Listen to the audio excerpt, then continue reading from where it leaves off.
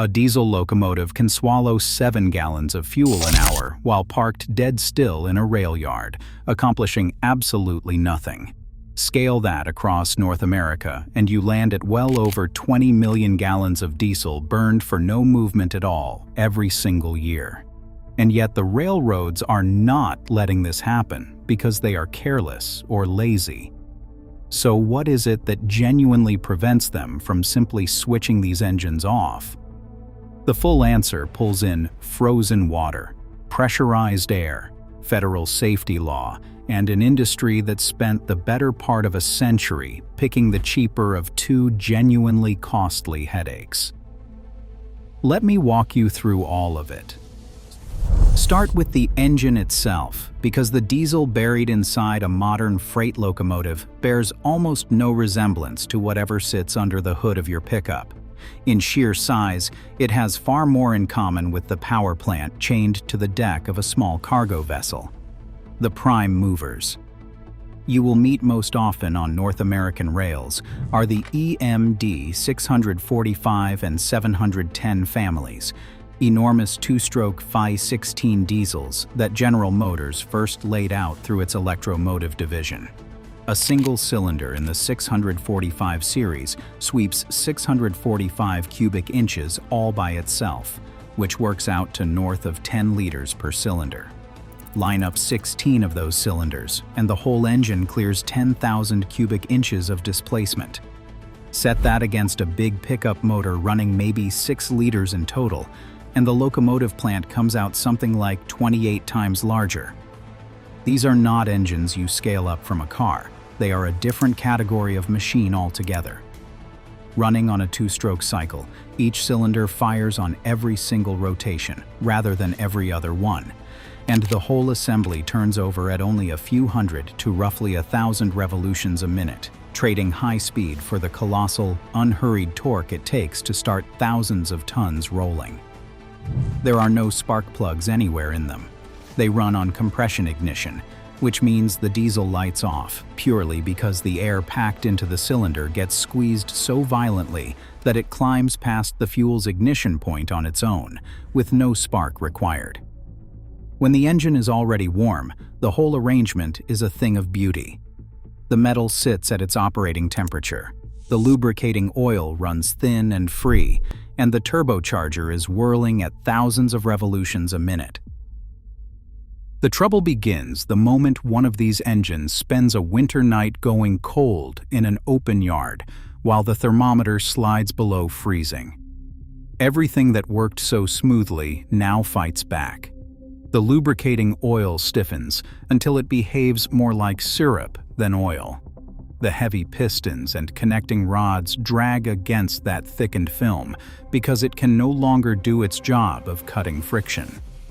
The starter motor, drawing on a bank of lead-acid batteries, must muscle past every bit of that resistance just to drag the engine over. To make it worse, those very batteries shed a big chunk of their punch in the cold, failing you at precisely the moment you are leaning on them hardest.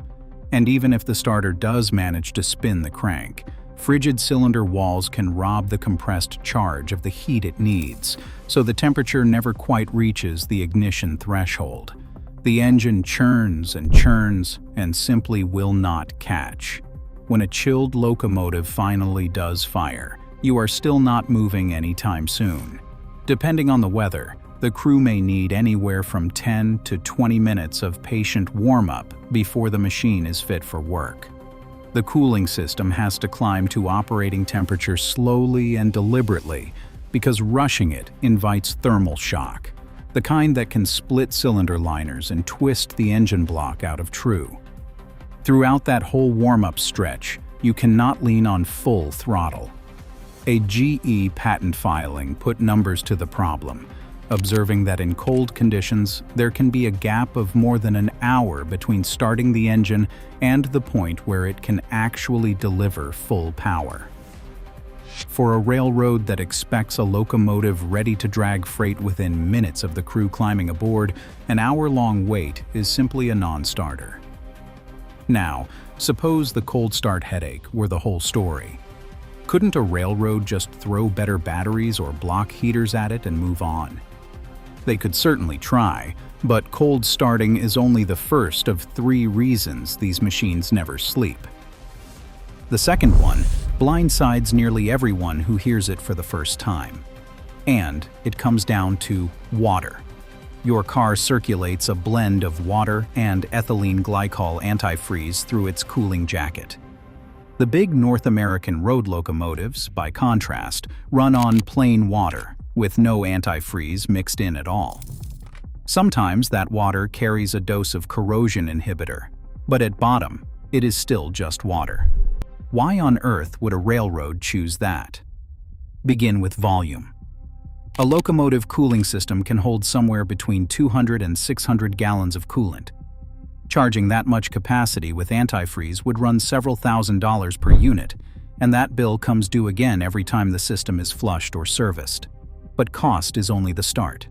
These engines were never engineered around glycol coolants in the first place, and over the decades, maintenance crews learned the hard way that antifreeze blends quarreled with certain gasket compounds and internal seals. One railroad actually tried converting its fleet to a water glycol mix, and the experiment turned into an ongoing disaster. Colonies of microbes bloomed inside the jacket water system.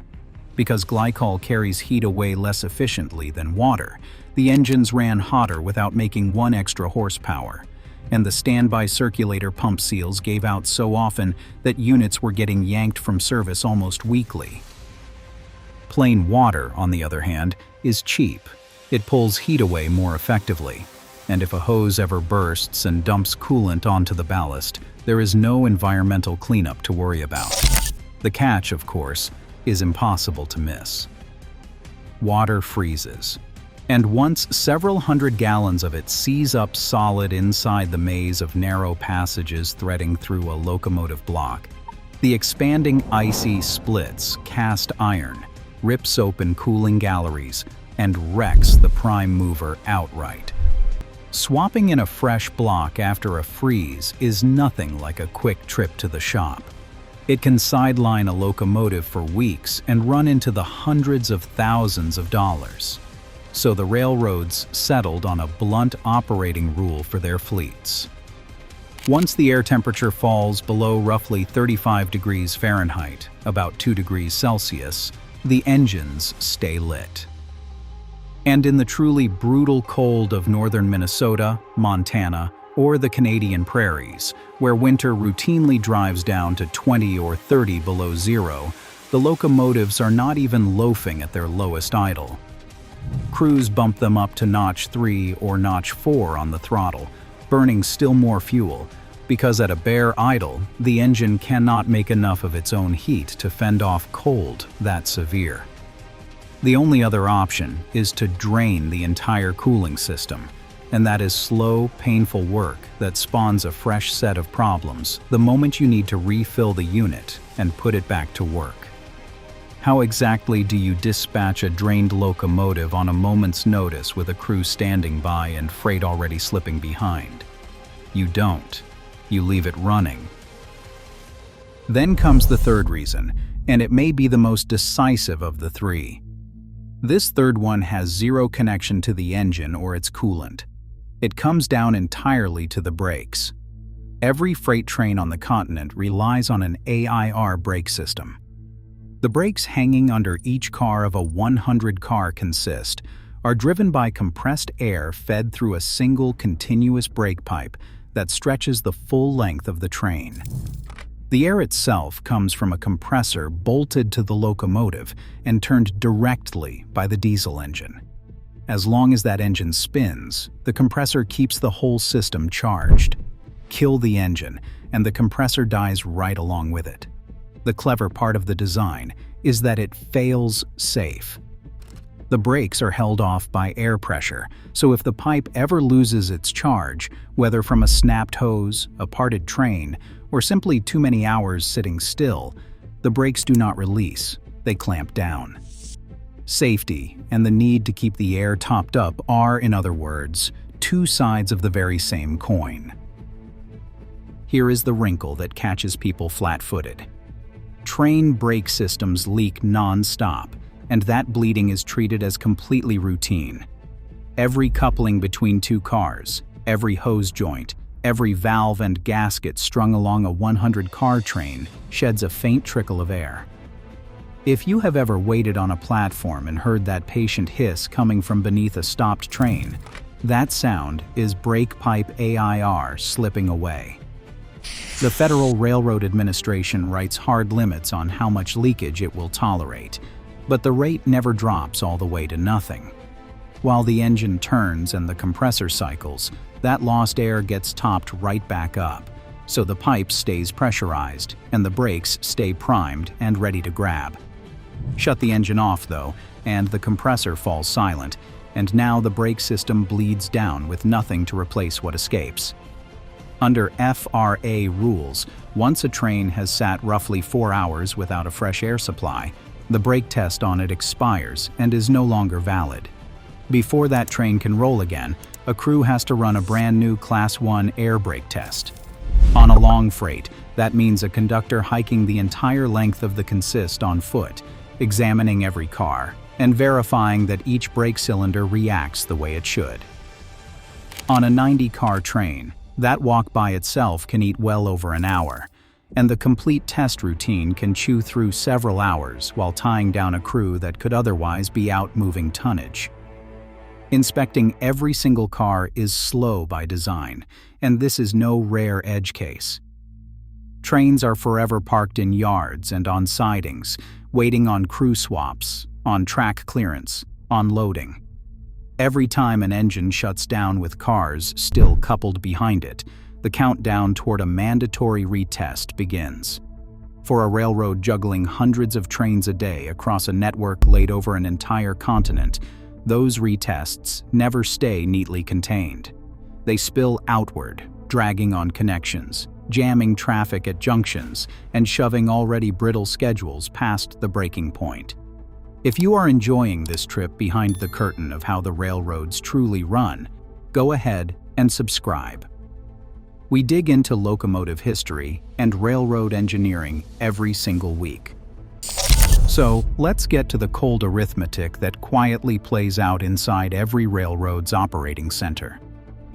The price of the diesel a locomotive burns sitting at idle is smaller than the combined price of the labor, the operational lag, and the cascading schedule chaos set off by a complete air brake retest.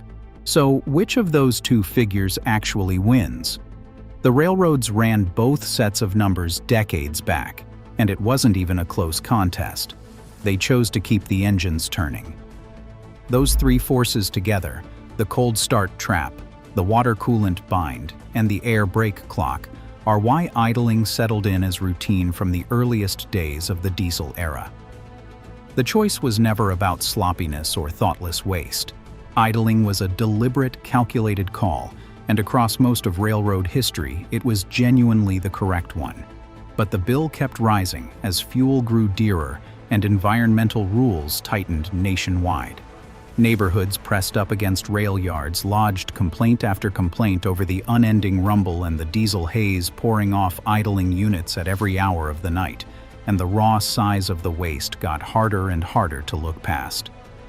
The Environmental Protection Agency reckoned that switching locomotives alone were eating 60 million gallons of diesel a year while doing nothing but standing still.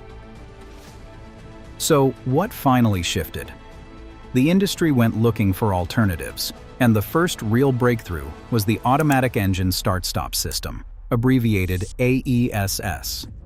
These setups keep watch on a locomotive's coolant temperature, its oil temperature, its air brake pressure, its battery charge, and the weather around it. As long as every reading stays inside safe bounds, the system shuts the main engine off on its own. The instant any one value wanders past its limit, the engine fires back up automatically. Canadian Pacific was among the earliest to push them hard, blanketing big swaths of its fleet with a package it branded Smart Start. The first generations simply ran on timers. The current ones lean on microprocessors that can juggle dozens of inputs at once and reach a restart decision in seconds. AESS earns its keep in mild weather when locomotives are sitting in temperate yards. Across spring and fall, it can slice a unit's needless idle time roughly in half. But does it crack the problem in January out in Saskatchewan? Not really. When coolant temperatures plunge fast in sub-zero air, the system ends up restarting the engine so often that the promised fuel savings evaporate. And once you push into serious cold, below 10 or 15 below zero Fahrenheit, plenty of AESS installations are deliberately set never to stop the engine at all, since the odds of a failed restart simply climb too high to gamble on. That ceiling is what drove the next step, the Auxiliary Power Unit, the APU. This is a compact, self-contained diesel, usually rated somewhere near 25 horsepower, tucked into the nose compartment of the locomotive. When the main engine goes quiet, the APU picks up the slack. It spins a little generator to hold the batteries up and keep the electrical gear alive. It pumps warmed coolant through the main block so nothing freezes. And it turns a modest compressor to hold pressure in the brake line. All of that runs on a tiny sliver of the fuel. A locomotive APU sips somewhere near 3 liters of diesel an hour, compared to the 25 liters or more the main engine pours through just idling. And the payoff is genuine. Indian Railways projected yearly savings topping 600 million rupees after bolting auxiliary power units onto its diesel fleet.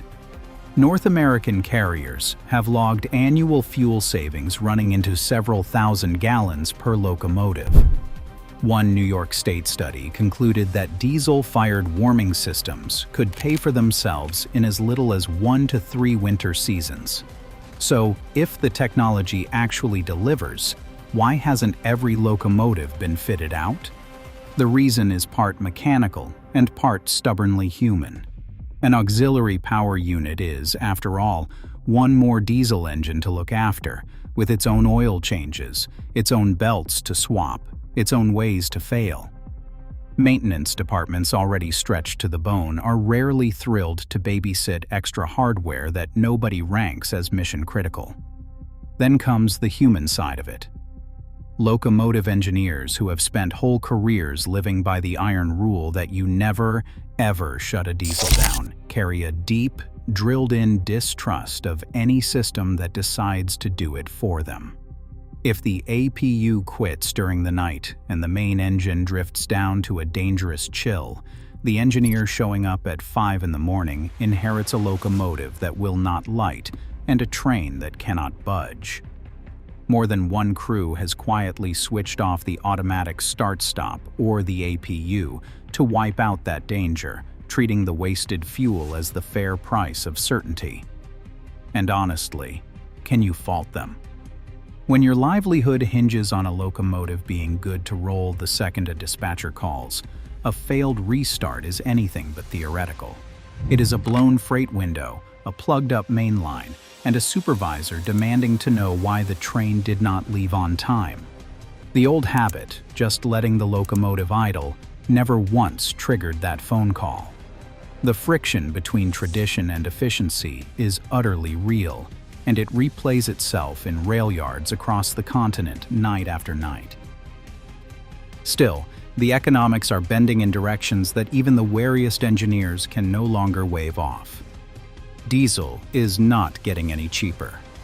Railroad margins sit under relentless pressure from shareholders, and environmental rules now come with teeth and real penalties. The EPA's locomotive emissions standards have ratcheted down through a string of tiers, and trimming idle time is no longer a nice-to-have for any railroad serious about meeting its sustainability pledges.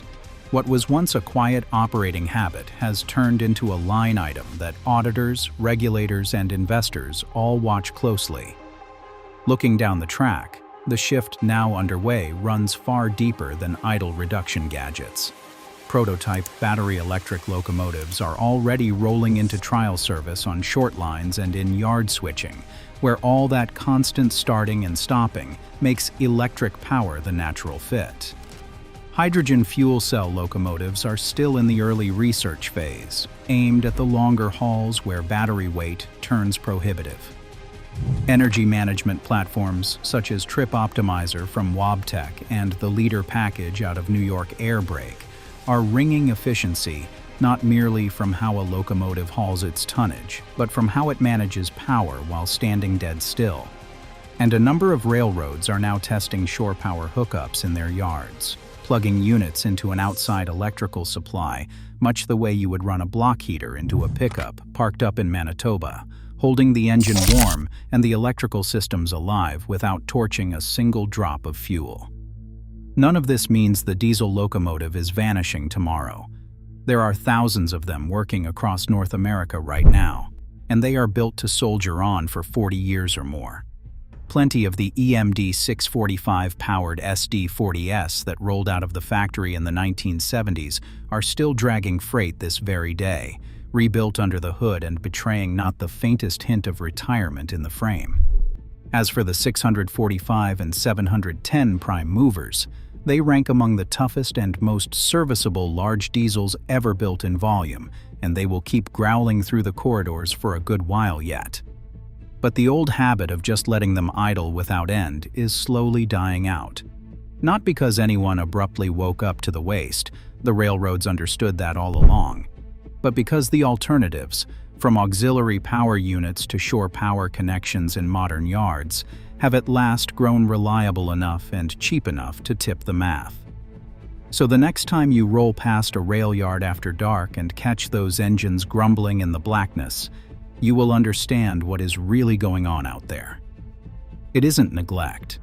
It is a bargain struck between physics, economics, and the unforgiving pressure of keeping freight rolling across a continent. A bargain that took decades to assemble and is only now starting to come apart.